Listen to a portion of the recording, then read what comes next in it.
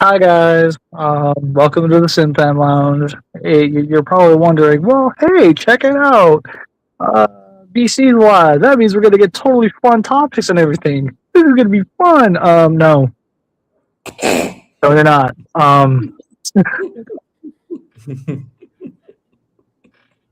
Yeah. Yeah. Unfortunately for y'all, Synthen Lounge is it's just we're just lounging and chatting, talking, whatever comes to mind, and we're just gonna enjoy ourselves for uh for company's sake an hour. Mm. Yeah. However long we feel like we want to chat and chill until. So yeah, then this time that there's no need to go into the intros. We already know who we are. Let's just have a good time tonight. Yeah. So let's talk. What do we want to talk first? Let's talk. Let's talk toys. Let's talk toys.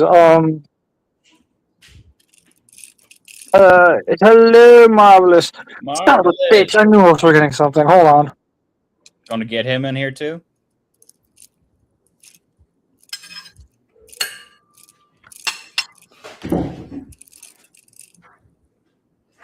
Yeah. Talking toys. Really funny. JJ heard what sounded like heresy to him when I said I don't like the original deco for Earthrise Wheeljack. You little.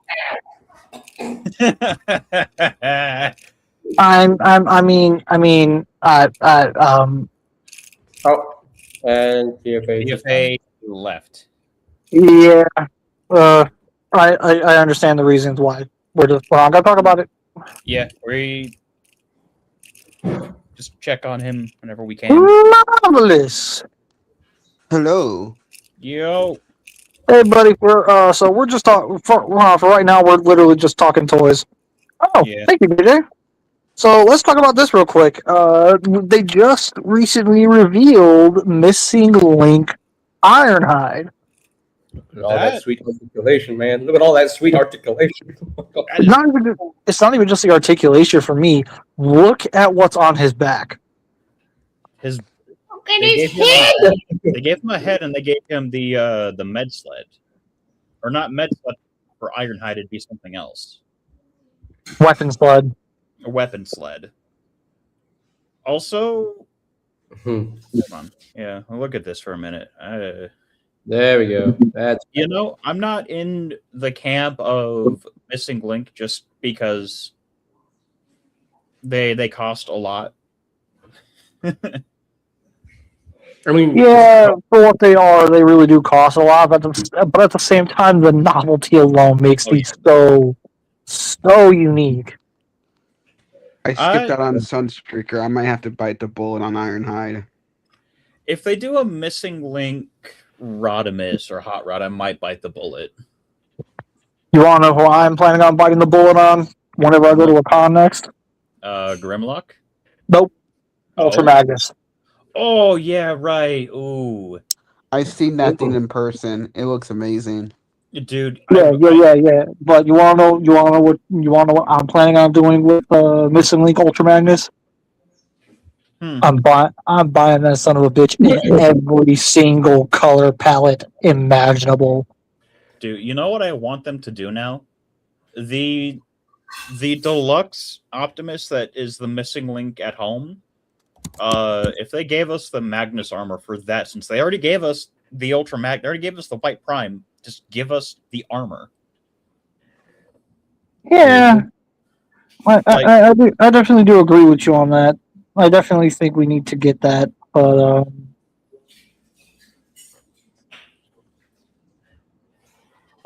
how do I put this?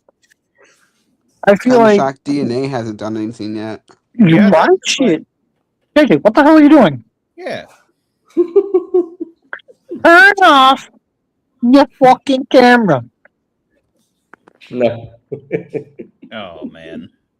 You're ruining the vibe, bro. Yeah. You're ruining the everybody just stare at him. Stare at him, but remain completely silent until he turns the camera off from embarrassment. You think you're funny, huh? Yeah, well, guess what? Bam. Anyways, moving on. Oh man, but yeah, no. The missing link Ironhide is cool as hell though. Like, I'm not a big proponent of enjoying missing link, but it is. Oh man. Yeah, I mean, I like I said, I definitely do dig these from a concept standpoint because it's literally just take the G1 toy and give it articulation. It is such a unique idea that I'm genuinely amazed this didn't happen like 10, 20 years ago. Yeah, well, I think the Missing Link Optimus is a really good figure. Yeah, the closest I've gotten to experiencing the missing link is just the deluxe affordable version of that. Like, I kind of hope. What world are we living in right now? Like, we are living in the world where we're getting these G1 toys again, but this time with meaningful articulation, and they actually released that RC that was canceled during the G1 toy. During the G1 toy line, like it was canceled. Missing Link finally actually released it, and here's the long and short of it. Here's what I'm thinking: the Missing Link is going to release that Unicron with articulation. Oh wait, yeah, no. If they do the Unicron, I'll be all over that. Like, oh yeah. So anyway, so what was Acer saying initially? About what? I think I lost my train of thought. Well, good going, JJ. You just completely cut off Buki, and now he can't remember what he was talking to us about. Thanks a lot, Jadolf. Oh man, no. I think a lot of it was like, I'm not. Missing Link is cool. It's just one of those. It's another clear nostalgia bait, and that's fine. Like, every company making stuff of old stuff is nostalgia baiting. But oh no, I know what I was gonna say. I don't want, like, I like the Missing Link Prime ending up in mainline, but what I don't want to happen is to have like a bunch of random Missing Link stuff just kind of clog up the mainline. Yeah, that would get really old really quick. Like, it would be cool if we got like multi-packs that are like, this is one of those instances where I think if they were store exclusive here, if they were brought into the mainline more, like the Prime, just a multi-pack of just that, like Missing Link at home stuff, it'd be really cool. Yeah.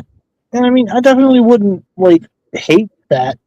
I just don't want it to clog up the main line because I saw they put the Optimus and the Magnus in the main line, but the Magnus was an exclusive, thankfully. But seeing that, there's definitely the potential for them to say, hey, we've basically made perfect renditions of these characters.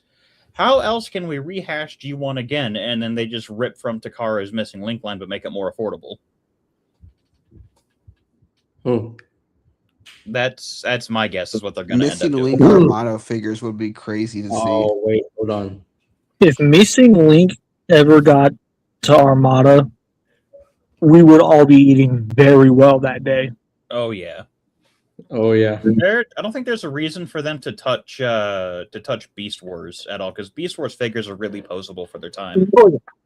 They don't need anything. They're good. They're great. Yeah. Now, I think it's about time we stop beating around the bush and get to the one reveal that I really, really want to talk about. And it's entirely because of just how badass it is. I know what you're talking about. I know exactly what you're talking about. Go meet my boy. Go meet my boy. Wait, does he come with a shockwave? Better. He comes with a shock blast. Oh wait, that's the core. Is that the core class shockwave? From Combiner Wars. That's from Combiner Wars. No. That is not Combiner Wars. That is That's the Legacy Core Shockwave. That's the Yeah, you can see the mold is the legacy shockwave because it's a spaceship mode, not a gun. So Yeah, because the legacy and the Combiner War shockwaves do share a lot in common, but they're both distinctly different. why they call him Soundwave? Probably the same reason why they called the Unicron trilogy Shockwave Shock Blast. Copyright. Yeah, probably that. They probably couldn't. Which it's I've never understood why. That's just weird.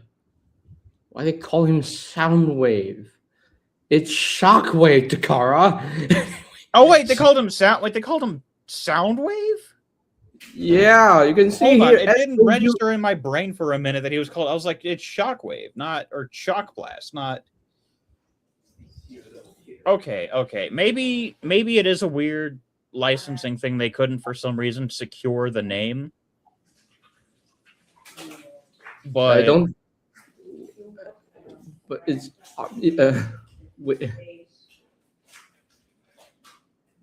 Okay. Because that's one of the Selects line, right? Huh? What? Is this a mainland release or is this a Selects release? No, this is the Transformers New Legends line. It's part of the. Oh, that's Akara Legends. Also, I didn't. Tia fan page. Oh yes, if they replaced all the ball joints with like universal joints on the Beast Wars figures, yes, I would take that actually because I love my Transmetal 2 Dinobot, but the ball joints on that are a travesty. The thing is looser than hell. So I told both TFA and BC that I know what was the reason why Shockwave was called Shock Blast in Energon and in the Alternators line, and that's because G.I. Joe stole that name. Which is, it's weird because isn't G.I. Joe also licensed by Hasbro? Or was it licensed by somebody else back then? I'm not even sure. Because I know there's been a lot of like really weird Briximus, give me a new Transmetal Dinobot. Like the only Transmetal update we've gotten is the Transmetal 2 Megatron. And but no, yeah. If they do give us an update to Transmetal 1 Optimus Primal, they could just use the Studio Series Rise of the Beasts Optimus Primal for that. Like that's perfect. That's how the engineering works. But Dinobot, yes. Give me my boy. I'm so sorry, BC. I can't even hear you at all. I can't even hear you, man. I don't know why. Yeah, I can't hear you either. That's you're not even speaking. So no, he did leave and rejoin. He left and rejoined. Can you hear me at all? I can hear you now, Marvelous, but I can't hear BC. Yeah, but I can't hear BC for reasons I don't know. Yeah, I can't hear Acer either. I'm going to even rejoin. I'll be right back. Marvelous can't hear. Man. I think this is also why I don't like StreamYard either, because you have random issues like this. Like with OBS, I know how to fix all these random issues, but like with other stuff, it's like I don't know. It's the problem I have with Instagram, because when I go live and then suddenly the audio stops working for some reason. I don't know why. Yeah. It was like usually if OBS breaks on me, it's because it's something that I have trying to stream to OBS that breaks. Try to say something, BC. Marvelous, can you hear me? Hang on. Okay, I'm going to leave and hang on. All right, there we go. Can Marvelous hear me then? Damn it. I can hear you now, Marvelous. Can you hear me? Okay. What is this? All right. I can hear you now, BC. Oh, wait, I can hear you. There we go. I can hear you now, PC. There we go. Marvelous? Yes, I'm here. Okay, you can hear me now. I can hear you. Okay. Okay. Cool. I I can heard hear you Marvel. for a minute there. All right, everybody, test Yeah. 1, 2. Are we clear? Testing, Yes. testing, testing. Testing. 1, 2, 3. Testing. Okay, I hear Marvelous. I Yeah. hear JJ. I hear BC. Okay. Testing. Thank you. Finally, now, JJ, can we talk about the fact that you sat there and blatantly said, this one doesn't turn into a gun, it turns into a spaceship? What's he holding? Is it a space laser rifle? JJ, he turns into a space gun. He turns into a fucking space gun. Just accept it. Okay, fine. See, now making Shockwave into a laser gun is easy. Making Megatron into his is impossible now. Yeah, because Shockwave can get away with it. Yeah, because you have laser gun versus actual. Fucking Walther P-38. Yeah. Mhm. We've beaten that horse to death, and I've already explained in the video on why we can't get that in the main line from Hasbro. No. We can't get in Missing Link either. We can get it in Missing Link if it's Takara doing it. Yeah, but good luck getting it here in the States. Yeah, like Takara can do it. Hasbro will have to jump through some hoops and heavily restrict the sales on it, and they don't want to do that. Exactly. So it's literally a case of if we want a Missing Link Megatron, we're going to have to import it. Yeah. Because if they do the Skybound Megatron for his gun mode, they're just going to sell the 86 one with a gun handle attachment that goes on the back of the tank. Yeah, pretty much exactly what DNA is doing. Oh, man. But that's the only way we're going to get it, and I'm tired of beating this dead horse.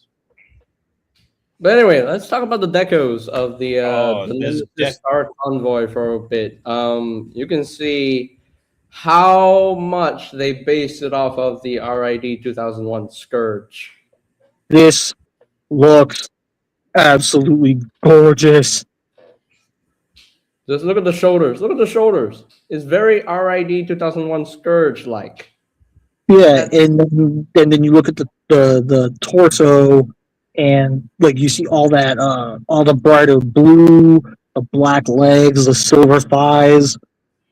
Just oh my god, this looks so good. And let's also keep in mind, Star Convoy never had the Nemesis treatment. Yeah, this is No, really... it- I still never- need to get that Star Convoy. I've been holding off for too long. This design has never seen the Nemesis colors. So the fact that this happened at all is such a sweet piece of like pure victory here. I love this so much. The color scheme makes the mold look so much better too. Yeah, like all it takes sometimes for a mold to just shine is a simple deco change.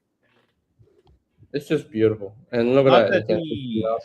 Yeah. Not that the old Star Convoy or the original Star Convoy mold for this looked bad. It was just some things didn't pop the way they do here. And boy, does this pop. Okay, Yes, you need to buy yourself a Star Convoy. I know. You need a Star Convoy. You can't keep running from it. I know. I'm not running from the Star Convoy. I want it. It's just...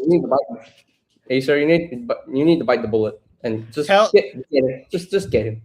Tell IRL stuff to stop bending me over, and I'll buy it. Star Convoy is worth every penny. Oh yeah, I know. absolutely he is.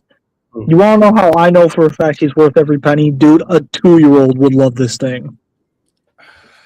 It looks so cool, and I like the Nemesis colors even more than I do the original deco, but I'm also a sucker for black and red repaints. The blue accents are... The teal. All the teal colors on him. My gosh. Yeah, this is such a gorgeous looking figure. I love the way he looks. If I have enough money for this guy, I would definitely pick this guy up. I don't do Nemesis Primes, but this one... Oh, I will do Nemesis Prime. It looks gorgeous, and he comes with a sound wave that looks like Energon Shock Blast. It's so I didn't know weird. Soundwave was in Energon. Yeah, I didn't know either. Also, he still has the his Nemesis Prime relic. I'm only gonna crash out right now. I'm so gonna crash out. Hey, how about we don't do any crashing out right now? How about that? Huh? I need to crash out. JJ keeps wanting to crash out, and I'm telling him not to. What do you wanting to crash out for, JJ? Is it because of the shock blast thing? They called him Soundwave instead of Shockwave. I mean, the colors say he should be Shock Blast. Exactly. So, anyways, So nobody's happy. So, hey, look, I'm just happy that we're going to be getting High Drift. I'm just happy that we're going to be getting another version of the blast effect in a different color, because I actually really like the blast effect that this one specifically comes with. Why is your camera on? JJ. Can't hit what you can't see. Fuck you, anyways. Oh man, I love how JJ is just sitting here taunting me when I'm the one that has control right now. I'm the one that's in charge. I have the power here. Yeah, JJ, we're not on Energon Den. We're not in your den. We're in his lounge. Just don't peek behind the blue curtain, whatever you do. Fair enough. He just peeked behind the blue curtain. He told you not to. I told him to not peek behind the damn curtain. JJ, you peeked behind it, didn't you? Maybe, I don't know. God damn it, dude. Man. Anyways, so yeah, like was stated before, this looks absolutely spectacular. I cannot wait to see this in person. It looks so cool. This is gonna be a beautiful deco to have in hand. I hope Takara realizes. What I'm hoping for is GameStops, at least where I live at, will sometimes import a lot of the Takara stuff.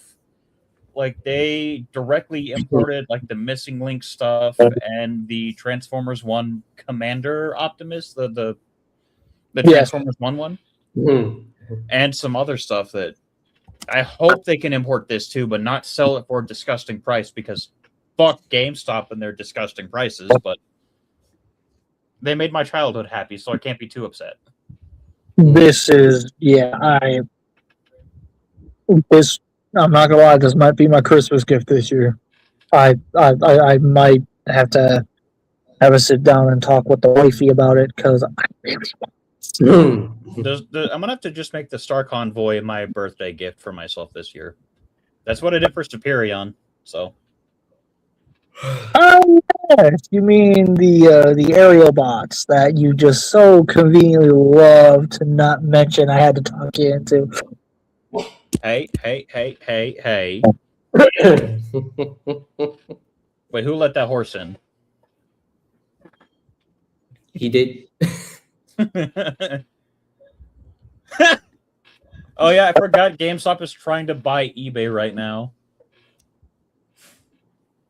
The craziness around this whole GameStop trying to buy eBay is so funny. As the GameStop CEO is like, we need how much cash? Cool.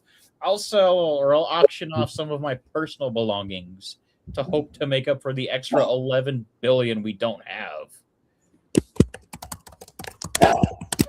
Like, brother, eBay is going to buy GameStop before you can buy them.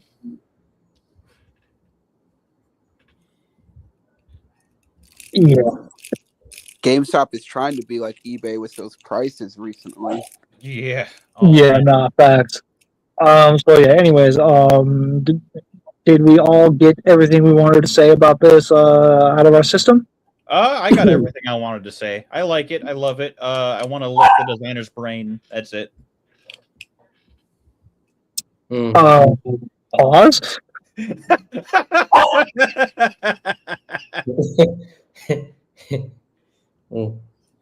What?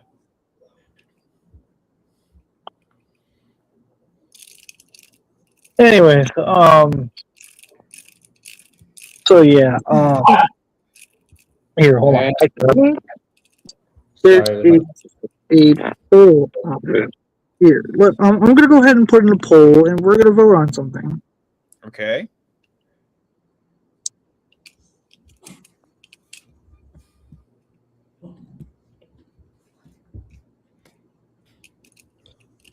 we're not talking about Hot Wheels stuff, aren't we? About what? The Hot Wheels, the new Hot Wheels. We can. I mean, we can talk about that. We can in a second. Just gotta give me a minute. Yeah, put the poll up. It's turning in from a chill dude time to toy reveal time. And Marvelous time. He did. Oh yeah. Does I know? Both BC and JJ did see my opinion on. I like the '86 deco more than the original. Okay. What's our favorite? Okay. What's our favorite AOTP release? Let me see. Type 1, 2, or 3 in chat. You know. It's very hard.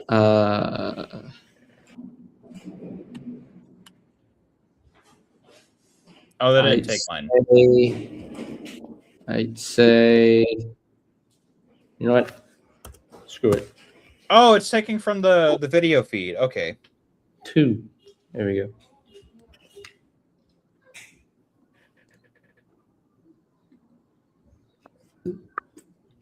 You know, there's something I didn't realize I have never done before. I somehow until last week have never like sat down and transformed Megatronus like back and forth. What? Don't ask how. I've never done that before. Like I was sitting there I was playing with Liege and I'm looking at Megatronus like, wait a minute. Was he just like Megatronus just ended up being a purchase of like he's an obligatory prime, go on the shelf, and it's like the robot mode was fun to play with. I just never transformed him.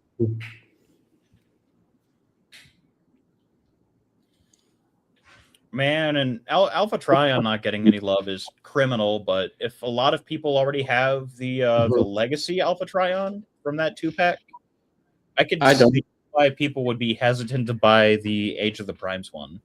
I don't know why people are hesitant to buy the Age of the Prime one. The Age of the Prime one is better in every way. Oh, it is. Like I initially was hesitant just because I already like the Legacy Alpha Trion a lot. And I was sitting there thinking, like, do I want to get another, like, a younger version of the same guy? And I folded, and they're similar in a lot of ways, but also the Age of the Primes one is just they're not. They're similar in a lot of ways, like from like design standpoint. It's the same guy, but their transformations do things very. The transformations are very different, despite visually looking the same on the robot mode. I passed on Age of the Primes Alpha Trion. I cannot believe you just said that. Oh, hi, Bricks.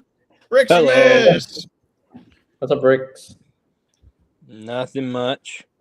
We got these new Hot Wheels dudes. The first one here is called El Segundo Coupe. So, just call him Coop.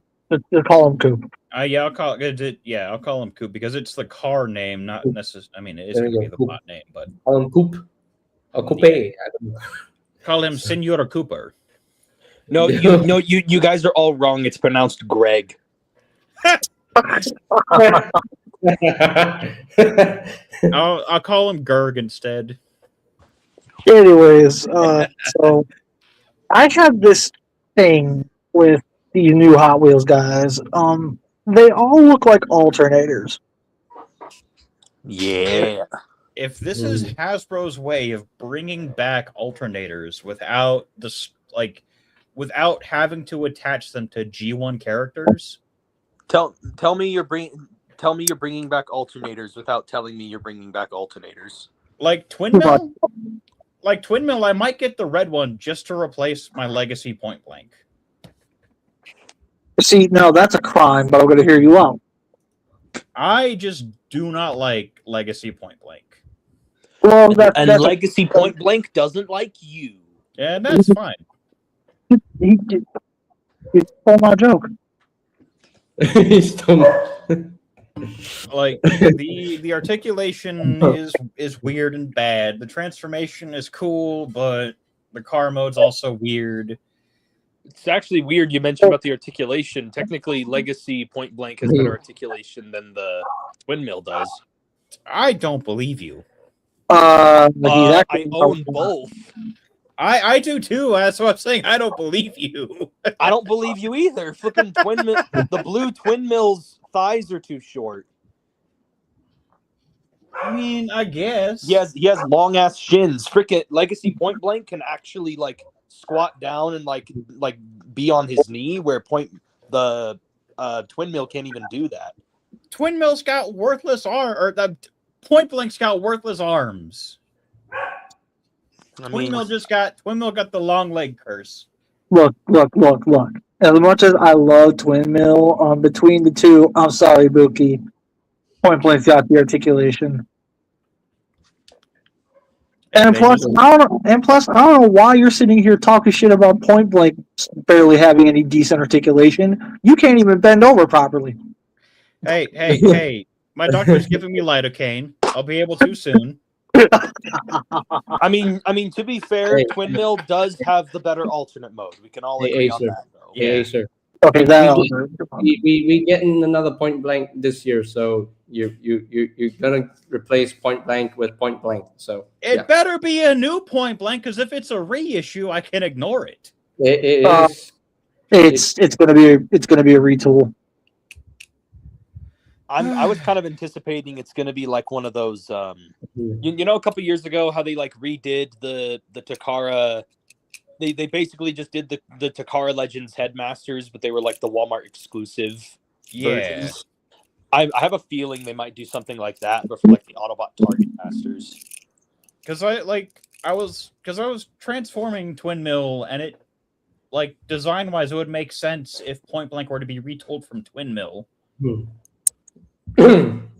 Yeah, but unfortunately, these Hot Wheels figures are their old molds. They are not going to be retooled to anything else in the main line. So I don't know. Yeah, that's typically how it goes with crossover figures. Crossover stuff can be retooled from other things, but crossover stuff can't be retooled backwards into other stuff. I'm still waiting on I don't know, man.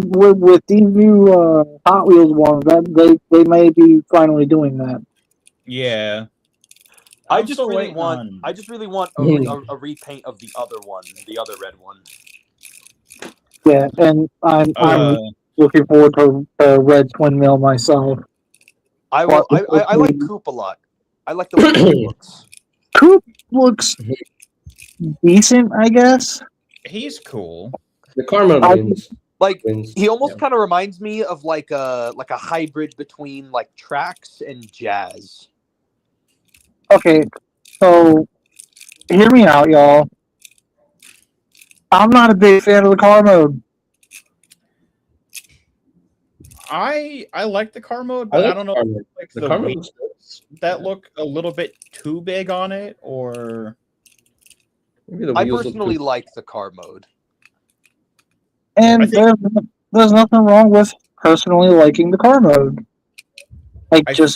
For me, this really doesn't hit any notes for me.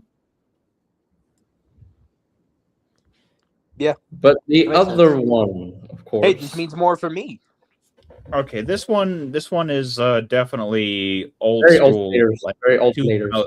Like, I love it. I saw someone earlier in a Discord I'm in. They were like looking, because he's new to Transformers, and he was like, "What's he gonna do with those knives?" And I was like, "He can cut fuel lines."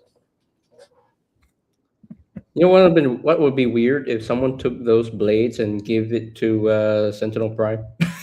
Those are too small for Sentinel, anyways. Yeah, exactly. It'd be weird if someone took those blades and gave them to Sideswipe. If this is how we get our Bayverse into G1 Sideswipe, I would laugh. Yeah.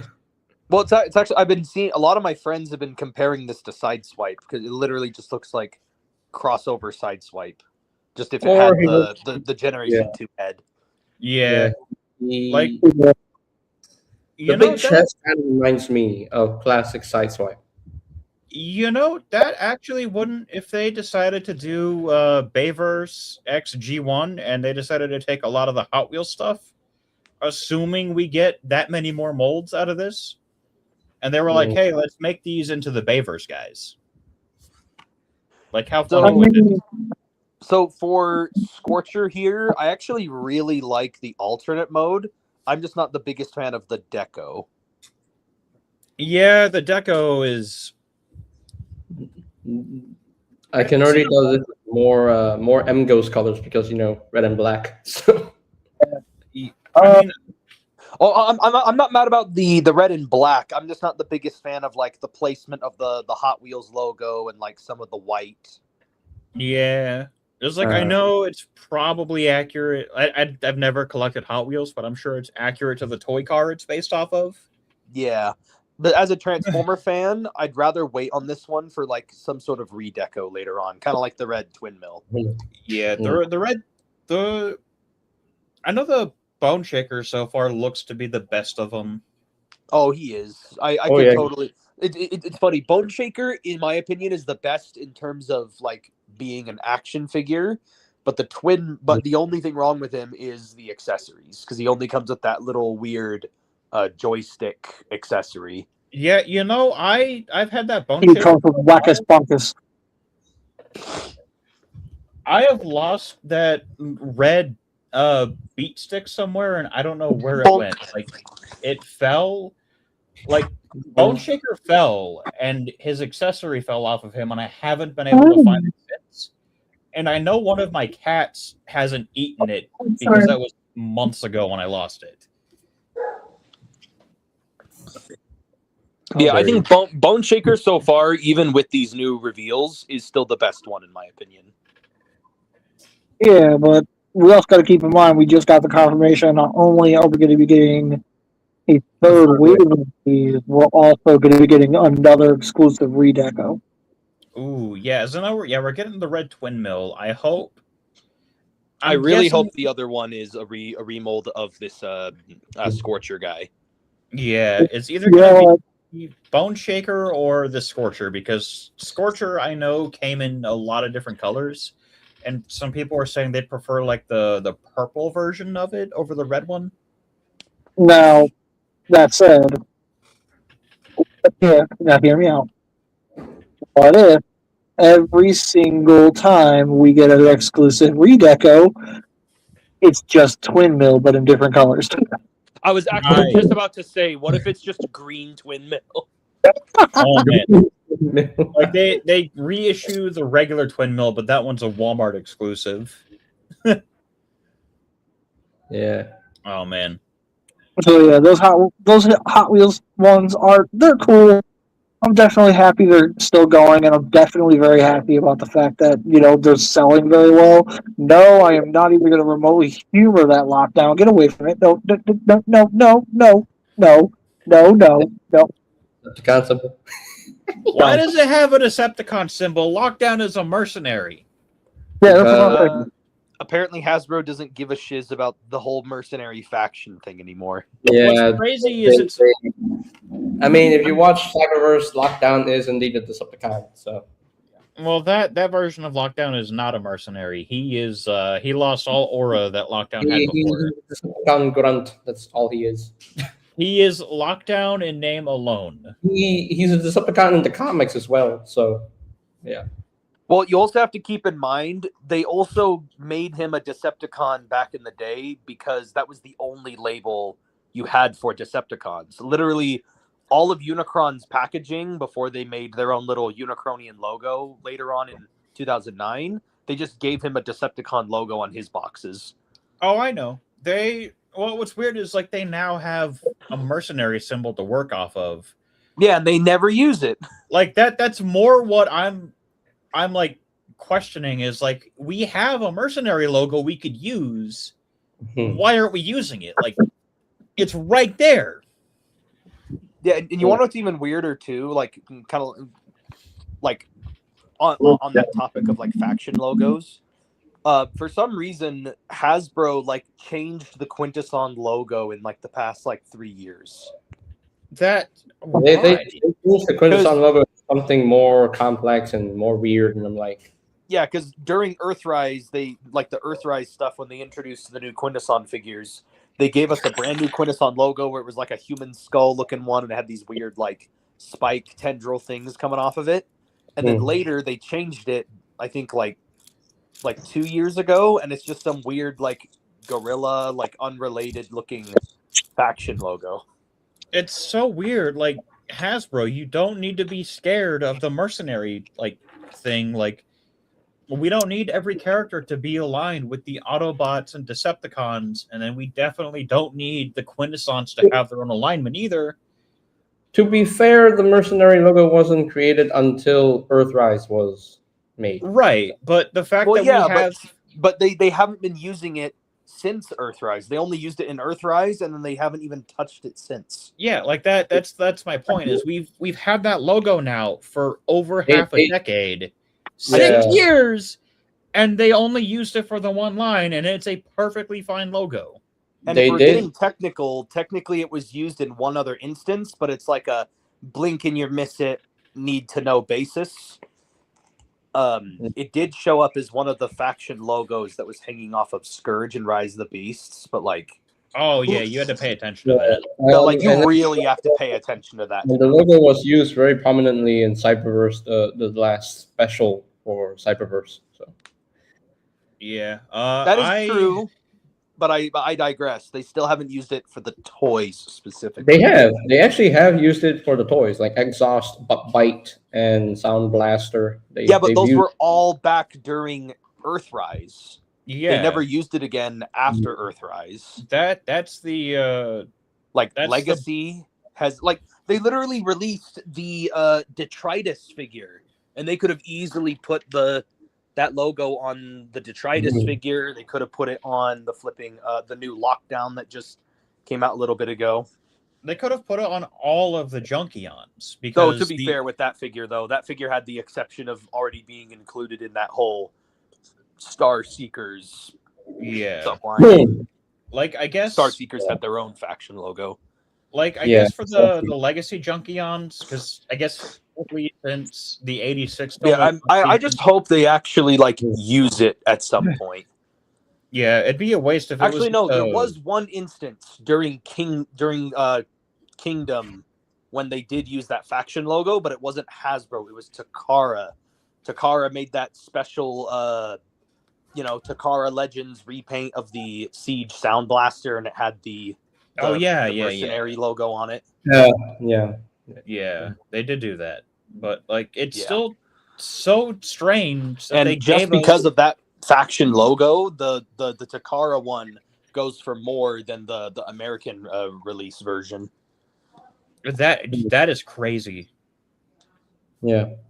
But no, that's more my problem with it is we have a perfectly fine mercenary logo and they still insist upon labeling characters with no proper affiliation as a Decepticon. Also, am I one of the few people who thinks that the Junkions deserve their own faction logo? Oh, they do. They definitely do. I would have heard because not all of we have like what? We have like Grease was a Decepticon, but like historically, the only real reason why the Junkions were not aligned with the Autobots to begin with on their planet, so like I feel like it would make sense if they had their own logo, like what they would have before they allied themselves with the Autobots in Cybertron. Yeah, because like the Junkions in G1 only aligned with the Autobots because it would just be interesting to see what a Junkion logo would look like. I would love to see that because I'm tired of seeing them always default back to we just have Autobots and Decepticons. There's only good and bad. Like there are people who exist in between and just kind of serve whatever purpose meets their function. So now that we have the Hot Wheels figures that have been revealed, what other crossover stuff do you think Hasbro might attempt to do? Give me another Monster Hunter one. Give me a Scooby. Give me a Scooby machine. Like, come on, what's taking so long? Give us another Monster Hunter one. Big Convoy is right there for a Gammoth. Big Convoy alone. Big Convoy does. I'm wanting that mold to get more love. Easily retool it out of the like that 86 Ironhide mold. No. See, here's what I want them to do. I want them to take like if you really had to find a mold to retool it from, or heck, if they really wanted to, or they could just make it from the ground up. Even better. Doesn't matter. I just agree that I would like one. They could also take Legacy Silverbolt and they could make a Teo. Oh, I do actually have another question for everybody. You know that that new Transformers Timelines toy line that Hasbro keeps doing? Yeah. Oh wait, hang on a minute. Wait, Briximus, can you hear me? Hello? Briximus? Wait a minute, hold on. Briximus has not been able to hear me the entire time. JJ? Hello? Briximus? Hello? I was asking a question and no one said anything. Yeah, I'm saying something here. Oh, I couldn't hear you at all. Wait, because Brix, I wasn't saying anything. So wait, Brix, Brix, I was can you just hear asking, you know that Transformers I don't think Timelines thing that Hasbro's been doing? Let me leave and rejoin. Where it's like the alternate timeline stuff with like the toys, like the what do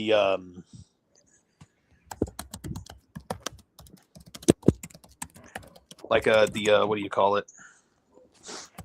You know, there's the Optimus Prime that turns like into the bull, and the Starscream that turns into the Hawk. Yeah. They also did the timeline stuff for like Hearts of Steel. Yeah.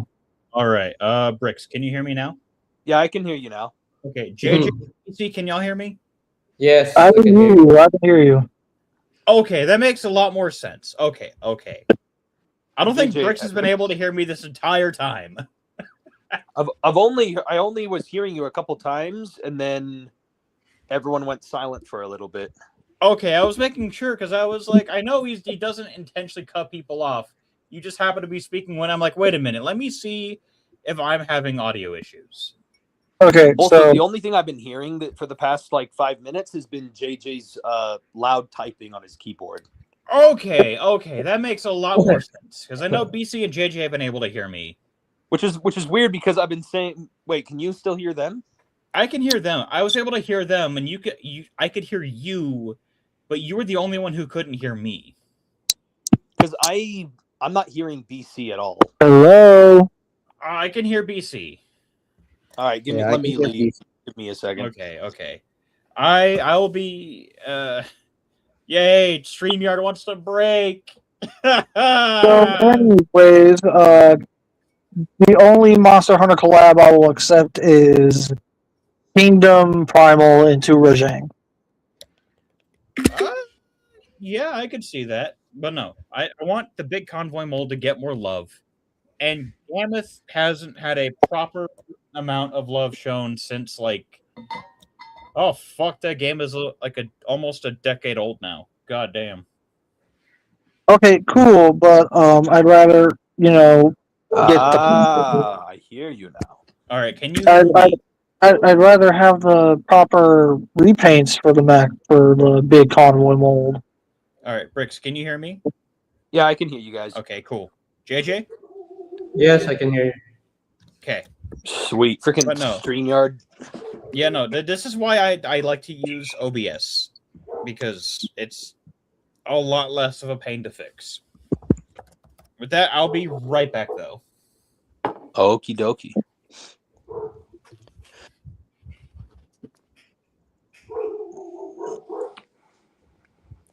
All I was just trying to ask earlier was like what people's predictions will be on like future like timelines stuff. So I'm thinking for future timeline stuff. I feel like at some point, since they already did the Sengoku era stuff. Yeah, with like the samurai warriors, and they turned into like bulls, and Yeah. And obviously, the first set they did, which was Hearts of Steel, which was the American Revolution. I'm thinking, what if we did? What if they did a set where it was the Italian Renaissance?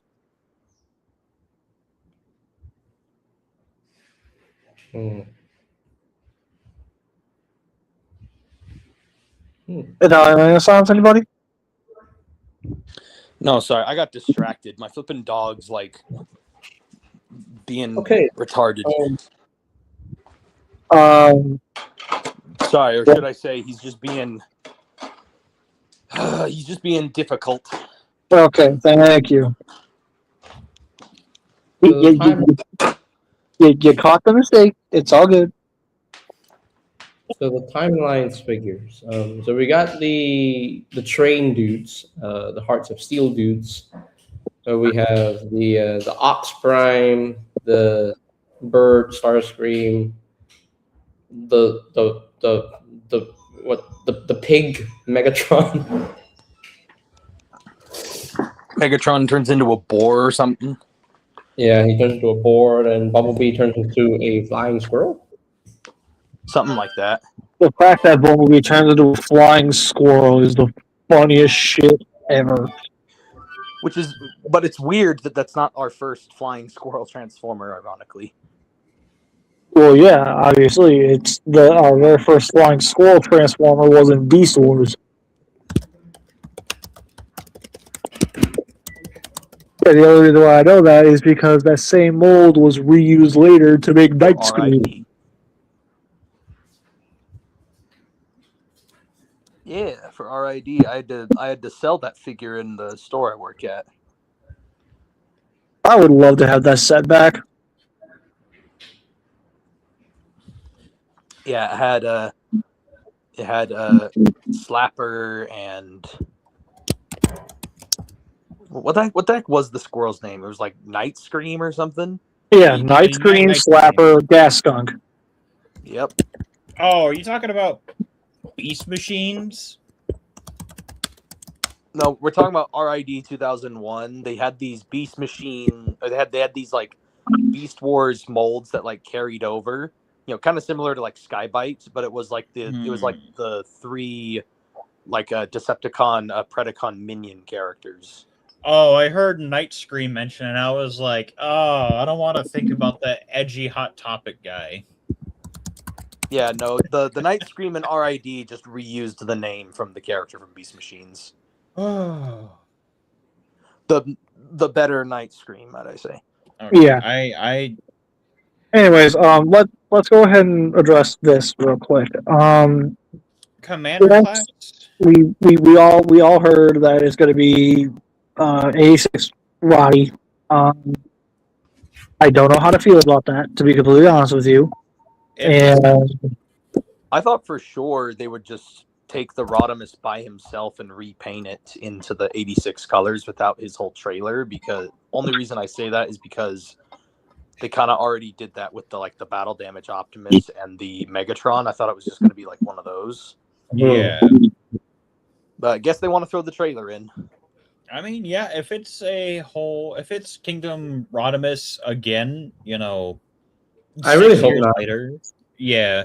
Hope not, please, because Evan did mention that if they really wanted to do an 86 Rodimus, it would be a totally brand new mold from the ground up. So, yeah. I mean, which is good. Like the Kingdom one isn't bad, but it's the weakest of the commanders. Yes, I don't deny that. But that being said, I'm still perfectly happy with the Kingdom one. I don't need a new Rodimus. Oh yeah, I'm happy with mine too, but it's just like it's only the weakest one because look at the competition for commanders. Like exactly. Yeah. If we're talking purely commanders, it's like dwarfed by like, Jetfire, Skylinks, flipping combiners. Yeah, like even at the time though, like Rodimus was still the weakest of the three commanders in the War for Cybertron trilogy because Jetfire was a big guy with fantastic articulation, a great transformation, and a great alt mode. A lot of accessories. Yeah, and then Skylinks was interesting, but it did have two separate like beast modes for each thing, and then you have the combined one where it's just like the size of a house cat. Like, so it's like it was almost like 2 in 1, and then you get one big one. Like it was just the Skylinks. The reason I love the Skylinks so much and I consider it the best commander ever made is because it's like it's so versatile in everything it does, and it just has so much playability as a well-rounded like play set of a figure. See, and while that's fair and valid, here is where I would personally disagree. This is in respect to the the War for Cybertron trilogy, not everything else. And for me personally, I feel like the best commander class they have ever done, and to this day, I still think from a general consensus, he can't be beat, is Armada Prime. Oh yeah, overall Armada Prime is so far the best commander we've ever gotten. Yeah. I still have a few of my issues with that figure. And that's fair and valid, but at the same time, like, that's me saying he's the best due to general consensus. For my personal collection, Armada Prime is not the best commander. Bar none, in my eyes, the best commander is Magmatron. Because, like, dude, holy shit, a new Magmatron. When the fuck did anybody have him on their bingo card? Yeah, that's true. If we get another... I kind of want to see them take another attempt at making an Overlord. Well, I would like to see an Overlord. Commander class would be perfect for him. Like, the Titans Return Leader Class one isn't bad, but there's just something... it feels like there's something missing from the Leader Class one, if that makes any sense. I just hope they don't pull some BS later on and they just shove Overlord into a HasLab. I hope not. Like, I really hope they don't just shove him in as a HasLab. He can easily be a commander without having to go over the top. Like, every single HasLab so far, either I have had zero interest in, or the ones I've had interest in, I didn't have the money at the time to fund it. Okay, so when it comes to Overlord, I'm not trying to combat anybody. I just want to know generally where you guys are at with it. For your perfect Overlord, what all does he need to do? He just needs to split into his 2 alt modes. I want a better refinement of what the Titans Return one did without the compromise of being a headmaster. But this is also me talking from a Wreckers comic standpoint, not a JG1 standpoint. Okay. So I just want him to do these 3 things: transform into the 2 separate, do his duocon thing. I want him to be able to have his, his pair of his Power Masters in his chest without having to fork over money for the Takara version or whatever, and not give him the Headmasters and just have the Power Masters. And then, of course, I just want improved articulation, because that Titans Return leader isn't the best when it comes to articulation. Okay, cool, fair enough. Now, here is where I'm going to chime in, and y'all can get mad if you want, but this is where I'm going to have to shut this down and say he may have no choice but to be a HasLab. Here's my question: what would you even include with him as a HasLab?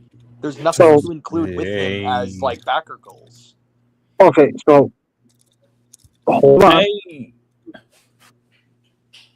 So specifically for an Overlord, with everything that I know for a fact they're going to want him to do, he's going to end up having 3 or technically 5 separate modes. The robot, the jet, the tank, the base, and the combined vehicle. I mean, the combined vehicle is going to end up being a reference to IDW, but at the same time, if they're going to justify this thing being a HasLab, they're going to need to include that as a feature. And as far as the stretch goals are concerned, and again, this is keeping in mind, this is me we're talking about. I would 100% be able to tell what they're going to be able to do. When it comes specifically to Overlord, the first thing that they would absolutely, without the shadow of a doubt, are going to lock behind some kind of a damn stretch goal is his giant friggin' gun. Yeah, That'll end up being one of the backer goals. Let's face it, if they were willing to do that with Star Saber's shield, I would not put it past them to do it with Overlord's gun. I mean, yeah, it's just Overlord could easily be done on a commander budget. You don't have to go HasLab. Yeah, this is if Hasbro wanted to do a definitive Overlord. Yeah, and even then, Evan even admitted that to the when they were making the Deathsaurus figure, he was going to be commander, but they wanted to give him the stand, they wanted to give him like all these extra screen accurate accessories, and that's why they were like, all right, let's just bump him to a HasLab and just give the figure all this extra stuff, and then also add more accessories and features. Yeah. It sounds like HasLabs are basically just, we can't fit this in within the constraints of a maximum a Titan budget, so we have to crowdfund it, so that way the people who at least want it can get it. Plus, it's also characters who are not as well known as like Optimus Prime and Bumblebee, and they're characters who are a little bit more obscure and like fans are fully dedicated to backing, so that way they're not also overproducing them, and then they're losing money on copies that end up getting clearanced out and no one buys. Yeah, because I know there's a lot of stuff they end up losing out a ton of money on, which I don't feel bad for Hasbro on some of their decision making, but it does come back to bite us fans in the ass whenever some stuff doesn't sell when it should. Exactly. So that's why I keep telling people, especially when it comes to mini cons, if you want it, support the product. That's why I bought the Shattered Glass Rodimus and Sideswipe, because I like the purple and black hot rod, and then I also wanted the mini con. Yeah, I like that 2-pack. Yeah. And that's why I bought the Armada Nemesis Prime, because I really wanted the minicon, so I bought the figure and the minicons. So, I bought the Power Links Hot Shot that came with Jolt. I did too. I bought that pack. Like, there's a lot of stuff that they've released that's legitimately cool and good, but I think it's the way that a lot of the fan base is, and this goes back to last week with the conversation BC had about a lot of the fans are entitled and they feel a certain way for whatever reason.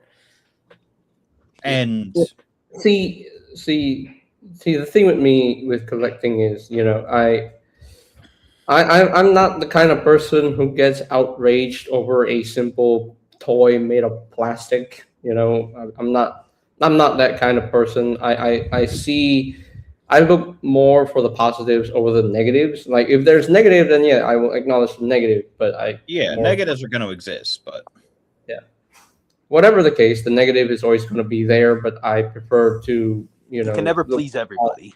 Yeah. And I'm just kind of I'm a glass half full kind of guy, so I just Like it's just how I am. I personally I hate already 2015 as a show. But every single character update to already 2015 I will happily support because I love those designs and think everybody should experience those designs at some point. Aside especially from it being in a much better format than the RID figures could even give them. Yeah, the RID figures were not terrible, but they weren't also the best. Yeah, they kind of, especially when you're comparing it to some of the other stuff that was coming out at the time. Technically, Combiner Wars, Combiner Wars at the time was technically doing better than what RID was doing. Yeah. Which is crazy saying that now. Yeah, because the more you look back at Combiner Wars, the more that line looks like a travesty of bad designs. The more you start to see its flaws. Yeah, it's what happens when you take off the rose tinted glasses. A lot of stuff begins to look a lot more not that good. As soon as those rose tinted glasses come off, that's when we really start to criticize the things we love. And even then, let me be clear, Buki was indeed correct in the fact that I sat here and I called out the fan base for being entitled. But at the end of the day, with everything that we are getting, we need to be a lot happier with what we have. Yeah, we need to be more grateful with what we have. Yeah. And I'm going to bring something up that somebody said prior is where they sat there and said, well, it is perfectly okay to expect better out of Hasbro. I mean, hold on. Let me cook. All right. If you're gonna sit there and say it is okay to expect better out of Hasbro, okay, here's my question to you. When did you go to school for a business degree? Do you understand the logistics to running a business? Do you understand the amount of time, energy, and money that gets sunk into this stuff? All we have to do is just buy it. That's all we got to do. We don't really put in the heavy labor. They are the ones putting in the work to give us these products, and it drives me insane to see these entitled fans do and say the things that they do, because I'm going to be 100% real with you guys. As much as I sit here and I talk shit about Legacy DEFCON, guess what? I still bought the fucking thing. Because I needed a DEFCON. Did I end up liking it? Absolutely fucking not. But did I still get it? Yeah, absolutely I did. Because at the end of the day, I needed a DevCon, and they delivered it.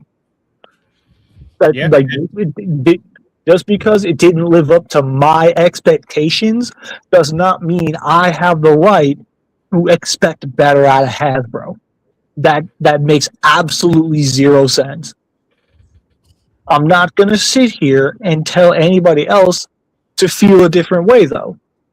If you want to sit there and look like an arrogant asshole, that's on you. I'm not going to sit here and baby your dumb ass at that point. All right, I'm gonna run to Ross and I'm gonna send you 5 Legacy DevCons. I swear to fucking Christ. I swear to fucking Christ. You would watch every single one get smashed with a sledgehammer. Oh, it'd be worth it, but yeah, just for the crash out. Just for the crash out. That's exactly what it would be for. Anyways, so that said, realistically, with how much people want to sit there and say we should expect better out of Hasbro, I'm going to start expecting better out of the fans. I'm going to start expecting people to understand there's only so much they can do. There's only so much we can see happen with this company. And it gets to a point where I genuinely have to ask myself, why are y'all like this? Yeah, like I Yeah. like I know I have my qualms with a lot of figures and I'll complain about certain things, but like behind what I write down in my post or what I say in a video, there is a part of me that does understand and assumes the person reading or watching also has the baseline intelligence to know that I also understand that Hasbro probably couldn't do better, but the criticisms that you offer are fine, but expecting better, it's like, what do you want done better or differently? Like, my biggest complaint with a lot of Earthrise was clear plastic. I think that was like 90% of my complaint with a lot of Earthrise figures. Yeah, but here's the difference there. That is a more than fair criticism.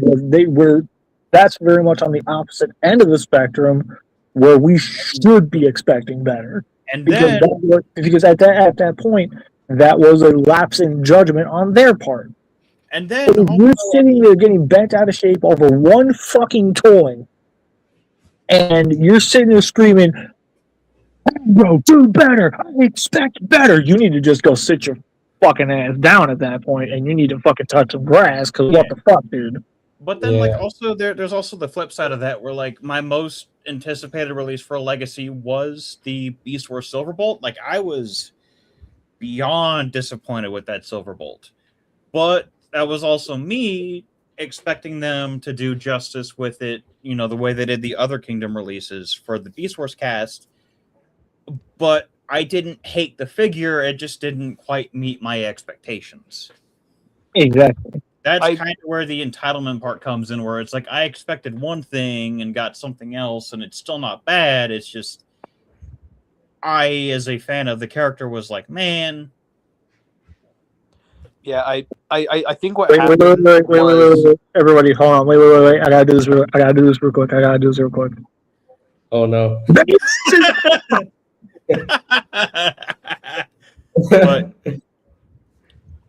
But you know what I mean, though. Hopefully, I have my moments where like I like material. Like I look at something, it's like I hate that they use like when I, like JJ and BC know that I don't like the original release of Earthrise Wheeljack because I think the deco is ugly. I hate the clear windshield. You know. Shut up, JJ. Do you at least appreciate all the nice, licensed decals in the car mode? I can appreciate that. I don't care that it is a G1 toy reference. If I want a G1 toy reference, I will buy the G1 toy. If I want a show representation of the character, I will buy a toy that has as close to animation accurate as possible. This coming from the one that chose to buy the Origins version for that exact reason. Hey, it's animation accurate to the G1 episode that happened for 5 seconds. You should have known that was coming. I know, I was expecting that. Actually, that one is not accurate because of the clear windows. It should be blue opaque windows. Shut up, bro. But you know, You know what, Bricks. You're lucky that cameras are off tonight. You're lucky. Oh. Okay. Because I've been itching to punch something lately. Man, never in my 27 years of life did I think I would get to sit here, chill with some friends, drink some soju, and talk about toys. What a life, man. Yeah. Oh yeah. It's like saying jumping off of your guys' comments earlier. I wasn't able to say this before.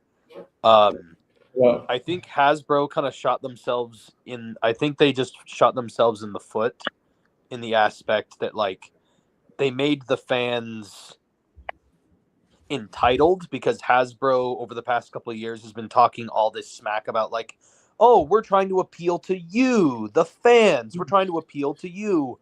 that we're trying to make sure we have it as accurate to the show as possible. Like Hasbro keeps putting this thought in the fans' mind that like they're making this for us. They're making like they're trying to appeal to us, and so now people are starting to feel entitled to that, I guess. Yeah, I can. So like it's kind of just Hasbro who kind of created the issue themselves, and then it's just giving people this big ego trip, and then now they feel like they have the right to complain to Hasbro and talk shit when they don't even know a single thing about toy design or business. I think my biggest complaint from Hasbro is, remember way back at the end of the Prime Wars trilogy, Hasbro announced they'd be doing a across the board, every single size class is getting a $5 increase. Right? Was it a $5 increase across the board for each size class? Except Voyager. Except, yeah, Voyager was a weird one. It was like Leaders and Deluxes went up exactly $5. And their promise was, hey, you're going to be getting better quality toys. Like, okay, cool. That's fine.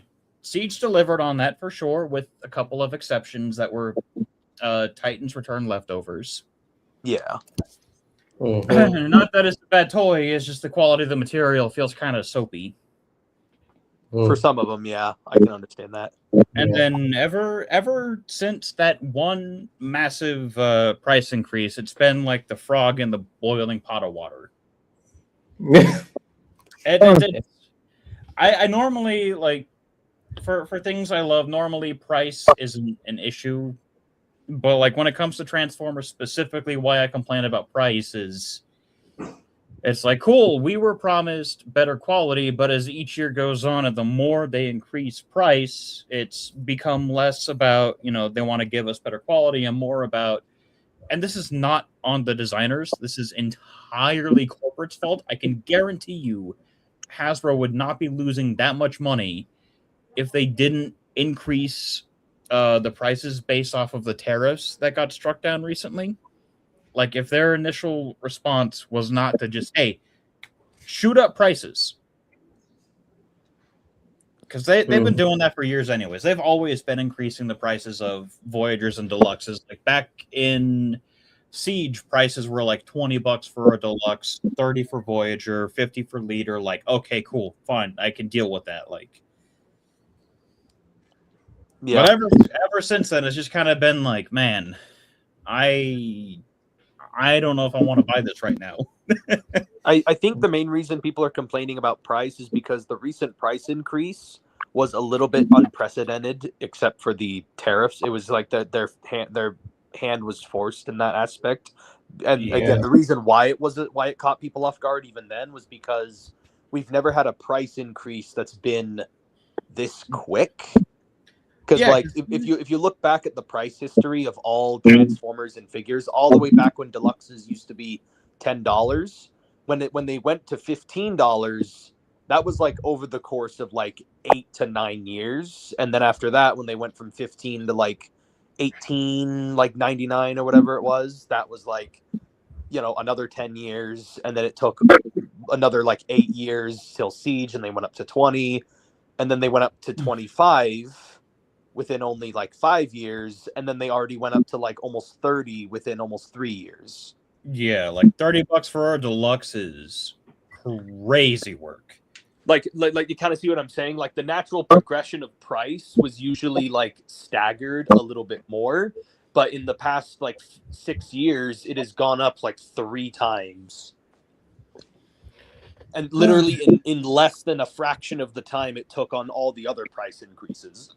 Yeah, which is crazy because I know there's a couple stores. It's mainly been Target that hasn't implemented the price increases as fast, if at all, really. Like Voyagers are supposed to cost like $45 now, but like $42.99 or whatever the flip it is. Yeah, it's some crazy freaking price, and then like at Target they're still like, yeah, it's like $34.99. It's like, yeah. What's also weird though is so recently at Walmart, I did manage to find the new Leader Liege Maximo, but when I went to checkout, I was fully expecting the whole $59 like $65, but when I scanned him in, he was only $54.99. Oh, you take that Jill and you run.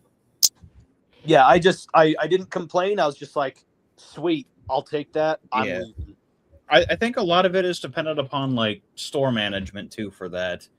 But it's still one of those like the affordability of Transformers for a lot of people, because it used to be, for people who make less, who make around minimum wage, which if you are, that's fucking criminal. Like $7.25 in this economy is like, even for a teenager, is brutal. I think that's why McDonald's and cheap places to work have been upping their minimum wage. Yeah, they've increased their prices and their personal minimum wage that they do, which is, it sucks that places like McDonald's and Taco Bell aren't affordable the way they used to be, but at least they're getting paid a good wage. Yeah, like which does kind of suck a little bit, because it's like, it sucks that you're one of your best job options nowadays, if you want to get paid more than minimum wage, is McDonald's of all places. Yeah, like it shouldn't be like that. It shouldn't be like that. Heck, there's McDonald's employees getting paid better than me right now, actually, and I work in a a little mom and pop local toy store. If I wanted to make better money, I'd have to move to a bigger city, unless I wanted to work for Leprino, and I don't want to. Unless you want to go to California and you can get paid more there, but then you also have higher gas prices. Fuck no, I don't want to live in California. I have a buddy who is an English teacher in California, and I feel for him so bad. Oh, and a teacher in California? He teaches high school, and I feel so bad for him, but he loves his job, and it's like, man. But like, I'm not going to sit there and try to convince him to come and teach in Texas, because Texas also sucks for teaching jobs. Also, Sorry, what was that, Josh? You were trying to say something? Real quick, High Pocket Canadian. I saw never, ever shit on the Bayverse ever again, or I will give you a fuck. All right. Oh no! How terrible. Anyway. Oh no! Oh no! Hey, you listen to me, you muffin buster. I bet you. Oh no! Anyway. Hey, hold on. Let him come back, and I wanna say something to him. Wait, J-Tank, are you gonna try to speak to me in French again? Fucking loser. Yeah. Speaking to me in the loser language, God. Les incompetents. Yeah, I spoke in the U language the other day. Oh man. Yeah. Oh my god, that was funny. How you doing, bud? Yeah, how you doing? Not good, hey, because you're shitting on the Bayverse. Never, ever shit on the Bayverse in my presence ever again. Fuck the Bayverse. These movies suck. Yeah, no, seriously, for real. Or these Michael Bay abs will crush you. Yeah, sure, buddy. Yeah. I thought I'd hear tonight. That is a statement I never thought I would ever hear in my life. You guys know that part from Star Wars: The Force Awakens when Han Solo's like, "This is not how I thought this day was gonna go." Never mention the sequels ever again. Oh, trust me, I don't like mentioning them. But that scene is very relatable, though. Hey, BC, would I leave the Bayverse for animated? Yes. Yes, you should. Why would you not leave the Bayverse for animated? Ha! That's where we got you. Animated wouldn't be where it is without the Bayverse. You shut the fuck up, Bricks. You know it's true. You can't deny the truth. I hate that he's wrong. He's not wrong about he's right. Fuck! I hate that he's right. You can't handle the truth. It wouldn't have animated if it wasn't for the Bayverse. So, yeah. I hate. Yeah, well, you know what? If we're gonna play those games, all right, cool. How about this? We wouldn't have any of these transforming robots that we love so much if it wasn't for Diaclone. Yeah. I mean, that's. I never said I hated Diaclone. Well, the fandom That wouldn't be is what true. it is today if Beast Wars failed. Bruh, Beast Wars is what saved your asses for this whole franchise. Yeah. Or heck, here's an even bigger one. None of you guys would even know the concept of a spark without freaking Beast Wars. Yeah. Well, now hold on. I feel like we would have gotten there eventually. Put some respect. Not on not to as deep of a level as Beast Wars did. Yeah. Yeah, we wouldn't have modern Transformers if it wasn't for Beast Wars. Yeah, and like as much as I want to give y'all your Beast Wars props, y'all got one major blemish. Beast machines. I mean, yeah. Even Beast Wars fans will disown Beast machines. I always say this every time. AJ, don't you dare defend Beast machines in my presence. No, I'm not defending Beast machines. This is the only time I ever. No. Bricks. JJ is the one that tends to defend Beast machines. JJ will defend Beast machines. Don't you? JJ, what the hell? Yeah. Because I enjoy JJ. JJ. I have seen JJ. I watched Beast machines front to back, sober and drunk, and it sucks. I watched Beast Machines not sober and drunk, and it sucks. Hey, sir. Here's one main difference. You were drunk and I wasn't. So. Yeah, JJ. He said he did it both drunk and sober. Sober and drunk? What do you mean? Man.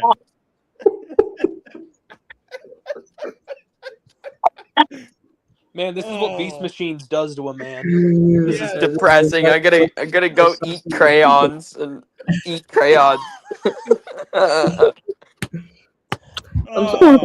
Oh, he actually left to go eat crayons. How can you do Beast machines? They assassinated every well-written character. Hey, sir, my guy, please. The only one who was good was Megatron, and that's because he I was love Beast Machines, okay? I will forever love Beast Machines because of one thing. No.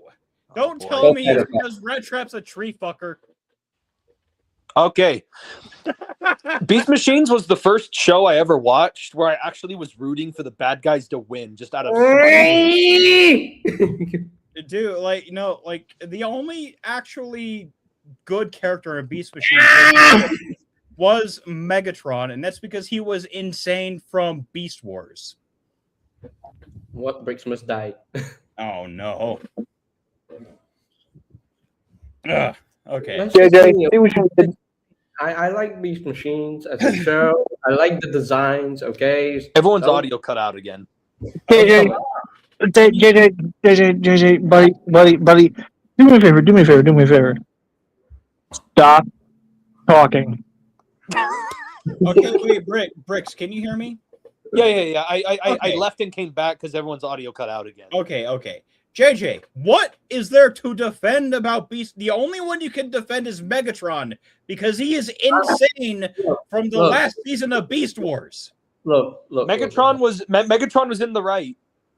He was. Look, I don't know, man. I just love Beast Machines. I just enjoy the show. I like the future of Cybertron had those abominations of the Maximals. Megatron deserves to win. No, don't you dare. Botanica is lovable, okay? I love Botanica, okay? Please, just I would prefer if I would just prefer if Megatron like won and maybe like all the Maximals just died. As funny as it is to see Rat Trap go from a New Yorker Bostonian smartass to tree fucker. Bro, he skipped his tree hugging phase. Yeah. Hold on. Watch as JJ somehow manages to twist this around and say that this is technically character development. Rat Trap had character development in Beast Wars. He had that. Yeah, that's what Beast Wars was for. And then Beast Machines assassinated all of his character development. Like, it doesn't matter that Rat Trap went from being the cool spy assassin dude to being the gimpy wheelchair man. He still would have found a way. He didn't have to get depressed about it. He would have found a way. Life finds a way. It's like, oh my god, I'm worthless to my teammates because I can't transform. Like, yeah, none of you could transform for the first half of the first season.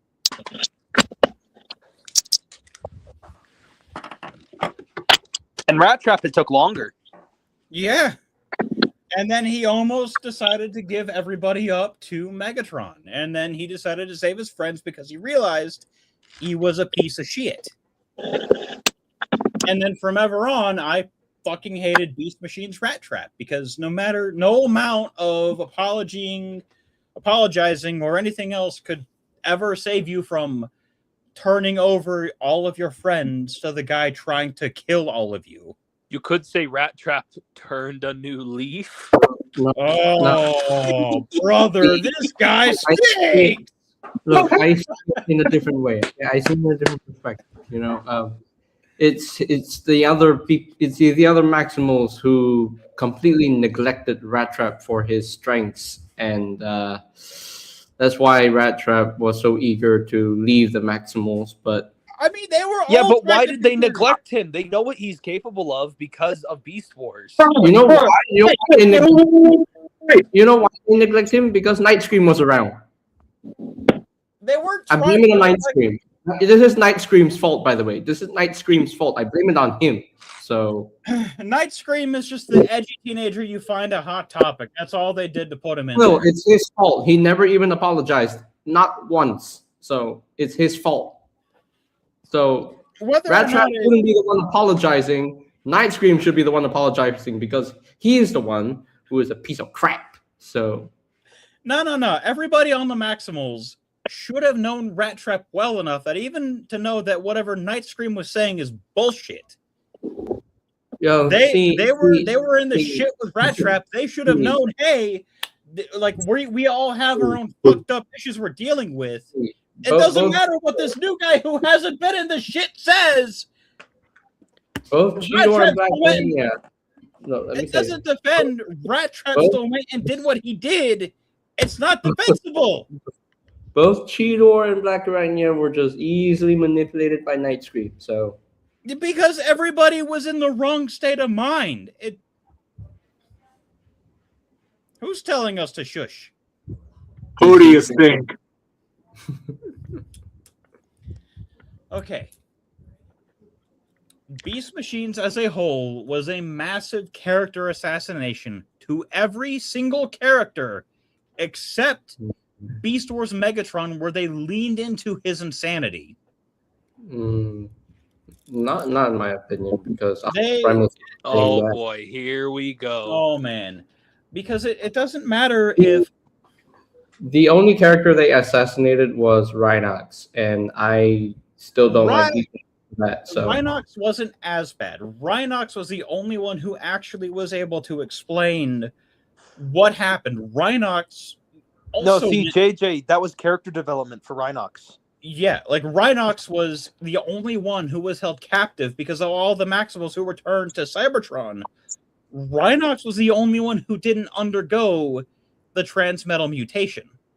So he was the only one at risk of being taken by Megatron. So he was brainwashed. And even whenever he came to, Rhinox was the smartest of all the Maximals in every department. He saw things from Megatron's perspective, and there was a part of him that thought, yeah, but my friends, this is wrong, but for the sake of Cybertron, this is the way, even if it was wrong. Rhinox cared more about the fate of Cybertron than the fate of his friends.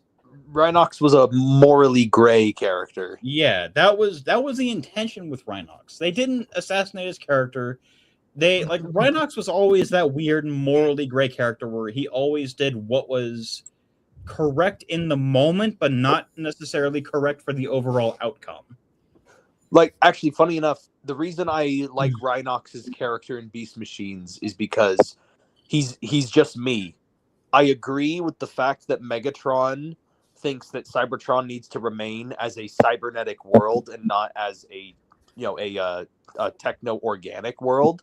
Yeah. And then in addition to that, I don't agree with the fact that Megatron wants it to be techno-organic, because then that way he's the guy who's in charge and he's the conqueror of Cybertron.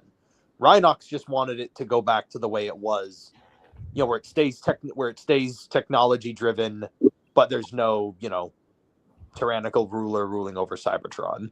Yeah, Rhinox wanted to reset Cybertron as a whole. He didn't want what Megatron wanted. It's just that Megatron happened to align closer to what he wanted, and he would have found a way to take out Megatron. Manipulating him. Yeah, he would have found a way. But as far as everybody else, as far as our main cast of Maximals is concerned, Primal shouldn't have faltered as much as he did. Cheetor had developed enough in Beast Wars that he basically became, the Wrecker's version of Cup in Beast Machines. But not in a good way. I think Black Arachnia was still decent, so she was more worried about getting Silverbolt back than anything else. And that ended up clouding her judgment a lot on certain scenarios. Like Silverbolt. Oh yeah, Silverbolt was the other one that wasn't affected by the transmetal because he was a Fusor coming out. So he was technically he was already a transmetal by default. Yeah, he was, but he wasn't immediately like the way everybody. Yeah, okay. But Black Arachnia's judgment was clouded. She was focused on purely getting Silverbolt back. Cheetor had tried to become like the guidance for the new boss man, and it didn't work out because Primal was just solely focusing on listening to whatever voice was speaking into him in his brain, and Cheetor couldn't get through to him. So he decided, you know what? Screw it. I'll become the new leader because Primal's worthless. See, what's actually funny is Beast Machines literally is just the Beast Wars version of RID 2015. Oh my god. Just less kid-friendly. Oh my god, yeah. Especially when you're looking at the arc that Cheetor took and then the parallels it has with Bumblebee and his relationship with Optimus. Briggs ain't wrong in that. Briggs ain't wrong in that. Yeah, Briggs ain't wrong in that. No. Because in Beast Machines, Cheetor is like, you know what, Primal, you're kind of done for now, so I'm just gonna take over as leader. So yeah, and then but at least in RID 2015, but again, Bumblebee became the leader because Prime was dead at the time. But then when Prime was back to life, Bumblebee is like complaining, "Why do you want to be leader again all of a sudden? Like, why? I should be the one who's leading the team, not you." So. Oh, but wait, Beast Machines didn't eliminate the stakes from Beast Wars, unlike RID 15 completely saying there's no stakes.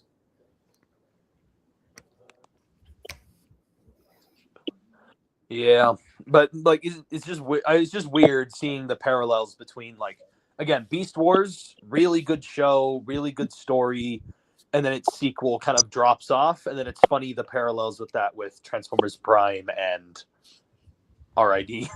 Yeah. See. So here's something that I want to bring up real quick, and I'm gonna say this with my whole ass chest. Every single one of you haven't people. Asked for a chest?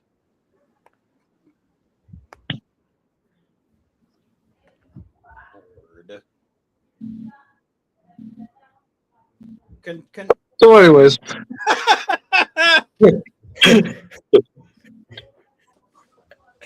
Bruh. Here's what I need to get off my chest real quick. Everybody that's sitting here and saying that Beast Machines is really actually very good. I have two perfect counter arguments to you. Beast Wars Second and Beast Wars Neo. Yep. Yeah, He got us there. I wasn't even going to bring those up, but Beast. So yeah, if you genuinely need Beast Machines to just be erased from the sacred timeline, you can easily replace it with Beast Wars Second and Beast Wars Neo. And guess what? Both shows were made to connect with Beast Wars. Please send me a link to watch those because I do want to watch those really badly. I can do just that. Just get with me after the show. So good. And with you saying that, I'll be right back. Cool. So yeah, with how much we all sit here and shit on Beast Machines, claiming how it was unfortunate, the very unfortunate end of the Beast Wars era, you can literally just replace it with the Japanese Beast Wars stuff, and you will get a significantly better ending. There is hope. Basically. That and, like, let's be real, I sat down and I rewatched both of those fairly recently, and I'm telling y'all, they slap. Oh, I'm aware. So with how much this one over here, JJ, wants to sit here and defend Beast Machines, yet has the nerve to not only completely disregard Beast Wars Second's existence, but also take it as an opportunity to show how arrogant he is, and sit here and say that Green Lyle Convoy was a pointless release, despite the fact that he never saw the show that it debuted in.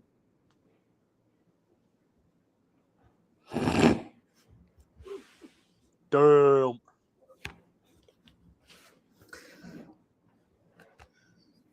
You could also say the same about Copy Convoy. Some people didn't see the point in Copy Convoy until because we'll go watch the show. Yeah, and everybody that sat there and told me, well, what about Nemesis Leo Prime? One, don't ever call him that again. And two, if you really, really want to play this game with me, let me educate y'all on something real quick. If you were to actually take a guess and really ask yourself, what is the very first on-screen appearance of Nemesis Prime? You would naturally here in the West, we would immediately say, "Oh, dude, easy, Riddle 1 Scourge." Copy Convoy started it. Copy Convoy was the first one. He was the one that started it all.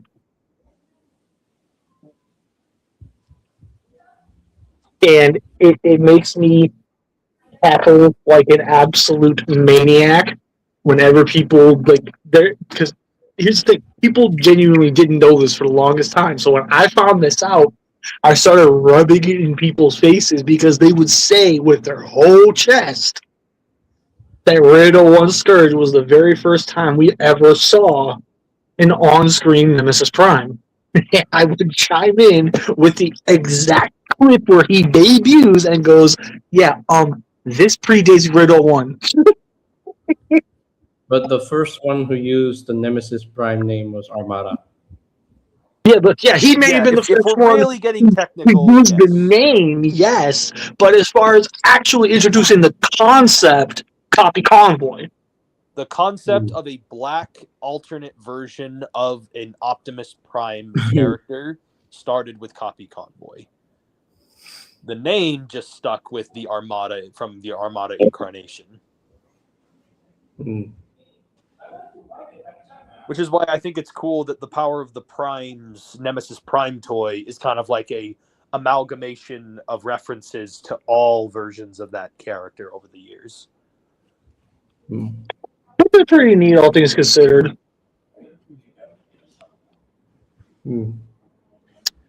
Anyways, let's take a break from picking on JJ for a little bit because I feel like we're getting a little too carried away with that. Now let's keep going. I'm ready to talk about the Earthrise Seeker mold again. I'm just kidding. If I like the show, I like the show. End of story. Well, exactly. Like we said before, everyone's entitled to their opinions. No one's wrong here. We're just having fun. Yeah, you can like what you like, man. I don't like Beast Machines. It's fine if you do. I just that's fine. That's fine. You don't like these machines, and that's okay. I'm not gonna attack you for it. I know. Okay? I'm just being. That's I don't fine. know. But I'm just saying, from my experience, I had a good experience watching Beast Machines. Like, I was watching each episode. I'm like, okay, that's cool. I like it. I'm digging it. So, like, my heart wasn't turning into darkness when I was watching the show. So, The Now, only thing I will mention about Beast Machines to anybody is whenever people ask me about Beast Machines, like, hey, should I watch it? Or like, would you recommend it? I only tell people, only watch Beast Machines if you just really, really liked Beast Wars that much. Yeah.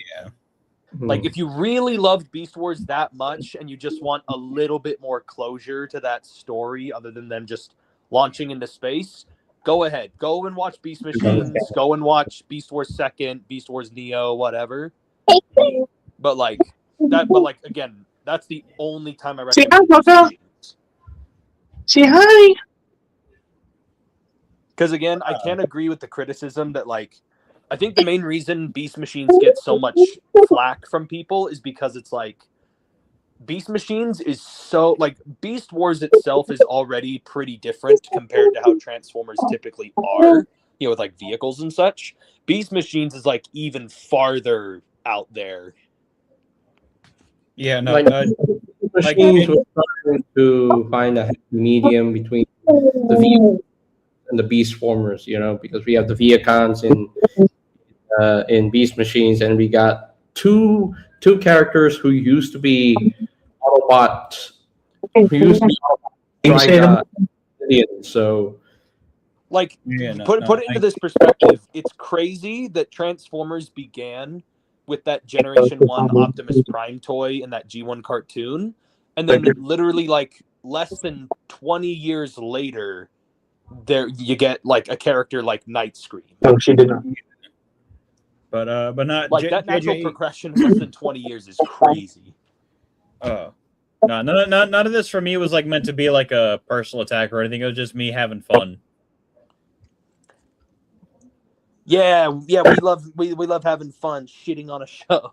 Yeah, it's more me out shitting on the show. I'm not shitting on you. You can like what you want, but I just don't like it. I like Beast Machines in the fact that it bonds us together. Yeah. But the one thing I really want for Beast Machines is a new toy of Botanica. Hasbro, please do it. Just do it, please. I don't care how I don't care how inaccurate it is. Just give me a freaking Botanica toy. That's all I need. All I need from Beast Machines is Botanica. Please. I would not say no to a Botanica toy. Honestly. Please. I need a Botanica figure. So that's really all I want, man. This is like, really all I want. Unironically, as much flack as I give Beast Machines, I would not say no to Botanica. Also, Nariko Lockdown is a Decepticon bounty hunter. That's his full label. He's a mercenary. He can be mercenary and at the same time. No. We cannot. Hang on a minute. You. Now there is a difference. Look at me. But now there is a difference between having an opinion. Like if you like Beast Machines, that's fine and dandy. But if you're telling me Lockdown's a Decepticon, in my head canon, Lockdown is both a Decepticon and a bounty hunter. That's just my head canon. Because from 2010 onwards, he's been a Decepticon. So. DC JJ made me cry here. I'll help you with that. Man. That's crazy. Cameras can be turned back on now because. Where did Briximus go? I have no idea. He just up and disappeared. Okay. He said he'll be back. Wait. Okay. I guess, to be fair, Lockdown hasn't been a full quote-unquote mercenary. The last time he was Age of Extinction. And that movie was also tragically bad. and animated, but we can't forget the moment in animated when Ratchet literally calls him a Decepticon, no matter what he thinks. So no, I was saying the last time he was a actual mercenary was Age of Extinction. His first introduction was a mercenary. There's something I want to mention about Favors real quick. Now, this one is going to require him to come up to the stage real quick. Nariko? Oh, buddy, you better get in here. And the reason why is because, obviously, he's been exploring a lot more within the Transformers mythos lately. And, he was definitely one of the very typical favorite Bladers for a hot little minute. Swearing up and down, Favors is one of the greatest things to ever live. I remember seeing his fuck-ass tier lists. Oh, yeah. Well, guess what?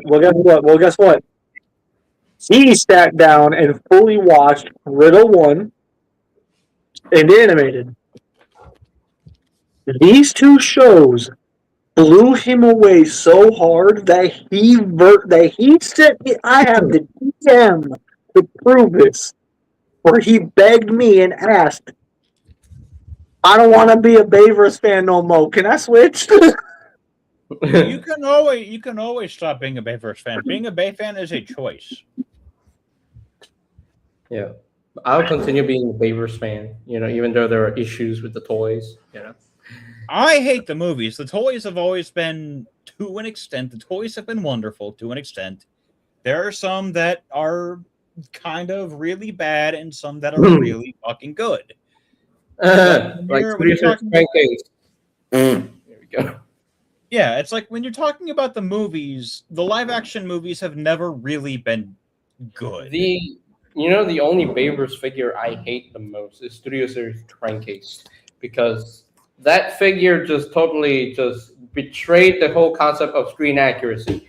Why? Hasbro, why? Yeah. Now I will never have a perfect set of complete dreads. Redo Crankcase, please. Jeez. Okay, watching animated to the point where you why use Crowbar when you could have used Berserker's Yeah, whatever. I'm done calling the Last Night Berserker figure Berserker. I'm calling him Crankcase from now on. I don't care. Hang on. Nariko loved animated to the point where he did not go swimming with his cousins. That is a tall claim to make.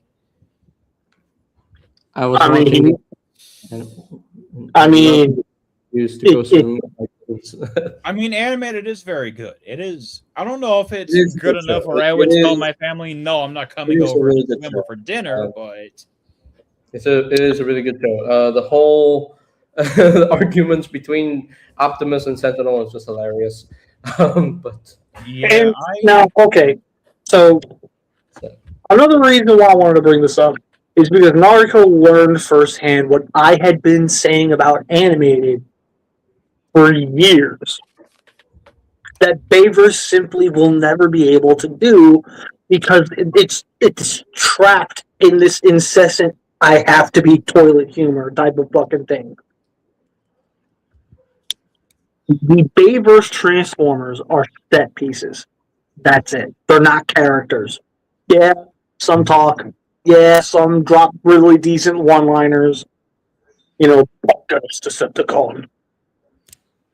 Okay, I remember at least when we watch Age of Extinction, the Autobots get personalities. So yeah, but even then, it doesn't last, because then immediately we just jump right into TLK, and it's an absolute shit show. Yeah, like Age of Extinction and The Last Night are the best things I can say about those movies. They are a bunch of good ideas tossed in a blender. Because Age of Extinction ends 4 times and has a couple of things I don't want to talk about. And the only thing I like about TLK is that the removal of the Transformium technology from Megatron. That's the only thing I like. The only thing I like about The Last Night is Cogman, and that's just because he was the only thing enjoyable about that movie. Okay. Okay. So with this,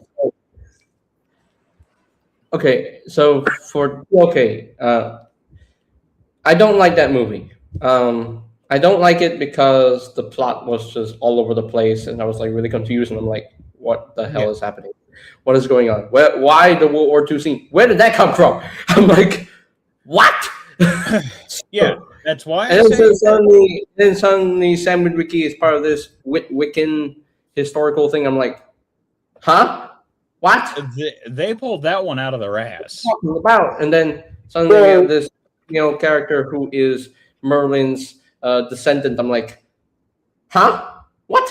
Yeah, like that's why I say The Last Night and Age of Extinction are a bunch of movies that were tossed into a blender, and then they spit them out, and we get The Last Night and Age of Extinction. It was confusing, very confusing. But I still acknowledge like the positives, like the fight scenes, the whole Optimus Prime beheading all the Infernicons in one swipe. That was an awesome scene. It is. It is pretty cool. It was an awesome scene. I love Dragon's Form. JJ, I think BC had something he wants to say. BC, have we been cutting you off, my friend? the point I was trying to get at Sorry.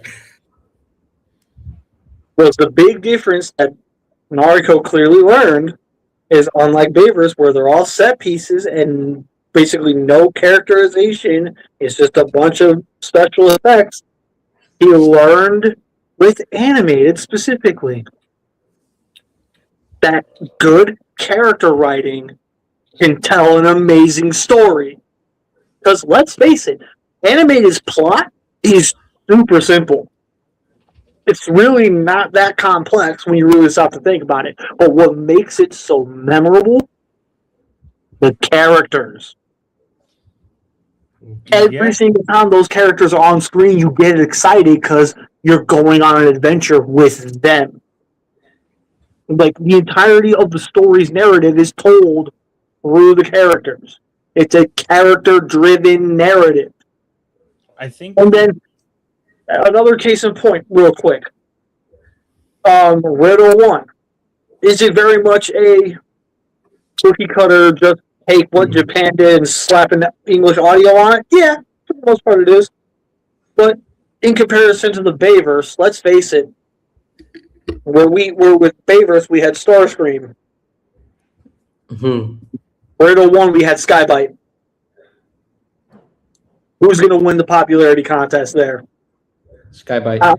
I think I'll catch my point there. Riddle 1 had way more memorable characters. But at the same time, like, keeping in mind, he watched both of these and he learned firsthand, if you let the robots tell the story, you can actually have a decent product.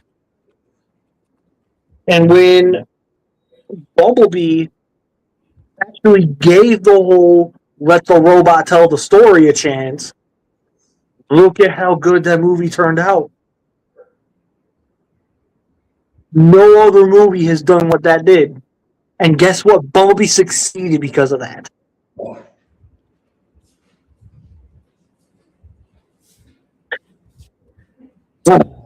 I guess you could say Rise to Beast had some personalities. It's not just the fact of personality. It's a case of the robots don't do or say or talk as much as I personally feel they should be. Because, like, yeah, we definitely have some very memorable moments with Rise of the Beast. We have some memorable moments with Revenge of the Fallen. Like, that you can't argue. Like, we can't argue that no matter how hard we try. They do have memorable moments. Here's where those memorable moments don't really vibe as much. When the characters themselves are bland. Because we can sit here and say, yeah, they were talking, yeah, they were showing some lower personality. If the personality itself was bland, what's the point? So I guess that's the whole entire problem with Bumblebee being mute. Don't even get me started on Bumblebee being mute. Yeah, Please no, don't. I did not like Bumblebee when that movie came out. I enjoyed it for what it was, but on every rewatch of Bumblebee, the less I liked it because it just I don't know. The Hello. yo, but Hello, no, every Whiskey. single rewatch of Bumblebee just got more painful because it made less and less sense for Bumblebee to be a mute the more you rewatch that movie because Blitzwing had him dead to right, and Blitzwing should have just snapped his neck and killed him on the spot instead of, oh wait, my arm's gonna explode. Like, well, we're both dying, or like, well, I'm dying, so we're both dying. You know, Like, I thought we were done with the whole Bumblebee being mute thing in Cyberverse Season 2. Yeah, we were done with that. And then suddenly Rise of the Beast comes out and he's mute again. I'm like, that's why? because Rise of the Beast is a sequel to Bumblebee. And Right. Bumblebee is one of those. This is what I don't like about any of the live action Transformers movies is the way that who's the fucking guy who wants to connect everything to Bayverse? Lorenzo Di Bonaventura. Yeah, that guy. He wanted to connect Bumblebee and Rise of the Beasts to Bayverse, despite Bayverse has its own continuity issues, but usually they're like pretty minor things. But has the guy even seen that himself? Like, bro, connecting Rise of the Beast. Bumblebee and Rise of the Beasts to the Bay films introduces a whole can of worms. And DM Whiskey, it should have been Starscream as the main villain, not we all thought it was going to be Starscream. We all thought it was going to be Starscream, but hey. I love Shatter and Dropkick, but they were wasted characters. Hey, BC, do you mind if it was kind of cool seeing the triple changers in the movie, though. But oh well. Yeah. I don't even know how he would join. I don't know either. I was asking you just because you're the one in charge of the stream, and you know how all this StreamYard stuff works. I really don't know how to get people from the comment section in. So okay. Shatter and Dropkick were killed at the end of the movie. They were not killed off screen. They were killed on screen. No. But I think he was answering the question to Nariko's thing. He said, "Oh, where the hell was Braun, Ratchet, and Ironhide at?" I'm like, yeah. No, Animated also has a ton of I don't think they were killed off screen. I think they were still on Earth, just in hiding. So okay. I didn't know if you were talking about Shatter. I think it was because of what I was stuck on. I didn't know if you were talking about so DM for this round, no. Not because I'm against you, but because I don't know how to get you in. Yeah. He has Instagram. Excuse me. Yeah, this is all up to BC. He has Instagram, so I just said no. Yeah, that's also the other thing because he just said no, and maybe next time. But no. Yeah, maybe next time. All of the live action movies carry their own share of problems. It's whenever they try to connect all of the live action movies together. And then even subsequently, Transformers 1, as dumb as that is, it does not make sense to connect every single theatrical film together. Because I was under the impression initially that Bumblebee was either going to be the start of a retelling of the Transformers story. Like, it was either going to be a retelling of the Transformers story starting with Bumblebee on Earth, or it was going to be a reboot. Yeah. Like, it was going to be that. It's basically like either it connects to the Bay films or an entire reboot. And then they go and they make Rise of the Beast as a sequel to Bumblebee. Rise of the Beast sucked. I've only ever seen that movie once. It's the only live action movie I've only seen once and hated watching it in theaters. Damn. Like every other movie. Like, I never watched Age of Extinction or The Last Night in theaters, but Age of Extinction I never saw in theaters because I was in high school and I worked a job, so I was more focused on other things than seeing movies.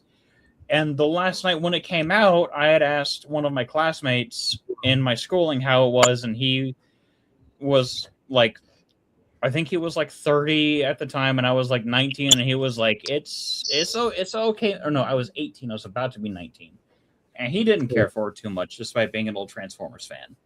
So I was like, cool, I'll wait for it to come to streaming or DVD or whatever, so I don't have to go and waste a weekend to go watch it in theaters. And I watched it when it came to streaming, and I did not like it. Wait, I didn't hear you. Didn't like which one when it came to streaming? I didn't like The Last Night. Oh, well, that makes that. But Rise of the Beast is the only Transformers movie I watched in theaters and actively hated every second of it while watching it. Wait, which one? Rise of the Beast. Rise of the Beasts. Why? Why you gotta be? Why you got what? No. Why you gotta be? Why? Why are you hating on Rise of the Beast? Why? I think part of it was in between knowing that they had to do a lot of reshoots for the movie, and they had to rewrite a bunch of stuff, that going in and expecting a mix of G1 and Beast Wars, I knew there were going to be some issues I would take with it. But then it was a lot of the human characters were more taking center stage than they should have. The way they handled the Maximals, especially, they just might as well have not existed in the movie because Optimus Primal was the only one actively present. The others were just kind of physically there. So, like, it was one of those, like, why did they even bother including the Maximals? Because Ron Perlman as Primal was phenomenal. And hearing that David Sobola was going to be doing Rhinox, I was excited. Like, I wanted to hear that. Like, it was just a whole disappointment fest through and through.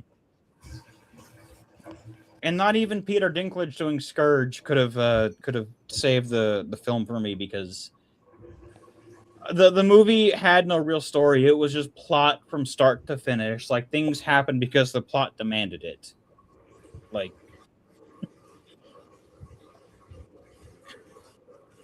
you know, if y'all like the movie, that's fine. I have my own list of complaints that I could sit here and probably air out all night and complain about the movie. But Rise of the Beast did something that the Babers didn't even do, though. Rise of the Beast actually had the Autobots and Terracons and Maximals talk in their alternate modes. Well, and we have Unicron, who is actually a planet, not dumb Earth. So I understand all of that. It was just the way everything was. It was the way it was handled. I'm gonna state something real quick that I say with anybody that would sit there and say, well, the visual effects were simply amazing. How could the movie fail? Notice how I didn't complain about the visuals. I didn't complain about the visuals. Here is where people seem to completely disconnect from storytelling. You can have the best CGI. You can have the best actors. You can have the best set pieces. You could be filming in the most gorgeous places on the face of the planet. If your writing is trash, your movie is trash. Yeah, and that's where, like, a lot of my complaints didn't even list the... Not once did I mention the weird wheeljack design. I didn't mention Mirage's design. A lot of it for issues for me comes down to the writing and handling of certain characters. There you go. That's the problem. The problem has nothing to do with what was featured on screen. The problem was the abysmal writing. It's the writing of the film and the handling of the... Like, I am a huge Beast Wars fan. And the reason it disappointed me is because I'm an avid Beast Wars fan. We finally get our chance to have our favorite characters on screen, And the best we get is Primal talking about how much he looks up to Optimus Prime, and yeah, we gotta stop Scourge. Like, that's it? That's all we got?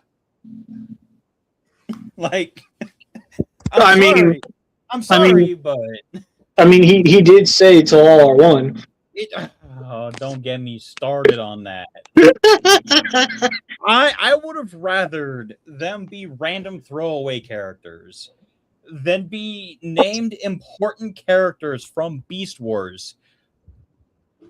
Like, it's not an abysmal dog shit movie in the same vein as The Last Night, but it is a very bad representation of Transformers media. Like, I wouldn't take it that far. I would say it is. Like, as far as storytelling goes, it's pretty heavily like dependent upon the plot of this thing has to happen for the next point to go forward. Anyway, it's actually getting really late for me, so I want to try and wrap this up soon. All right. I'll no lines at all. I could go on all night, but I'll stop. So that stated, one thing, the last thing I'm going to bring up real quick, and I'm unfortunately need to go right now because I need to go get ready, eat my lunch real quick. Yeah. And I need you stop talking. Go. Yeah, you go get your lunch and get ready for the day, man. Stop talking. You know what? Matter of fact, get out of here. Oh man. Yes, I'm enjoying this too much. Yo, congratulations, Whiskey. Hell yeah. Yeah, congratulations, brother. How old are you, by the way, brother? Yeah. Actually, is there a way you could get him into your server, maybe? I mean, I can probably get him hit. I could probably get him an invite, but 18. Okay, so you're legally in school. Oh, he's graduating high school. Hell yeah. Yeah, he's graduating high school. That's awesome, dude. Yeah, dude. Like. So, anyways, the last thing that I want to bring up real quick, and it has everything to do with. There's really no easy way for me to say it, but we really do need to stop. How do I put this? With how much people have a tendency to glaze the things that they're a fan of and then immediately write off everything else, that's something that's gotta stop. Yeah. Because we literally had this entire conversation that was sparked because one person with their own, like, granted it was mainly jokes, but one person got bent out of shape because, oh good God, we talked smack about the Beavers. Lordy, Lordy, Lord. I'm not doing it to deliberately make it. It's all just fun games and banter. It's no big deal, but it fundamentally there's a deeper issue there that I feel no one is really talking about, and because of the fact that no one's really talking about it, it's not being taken as seriously.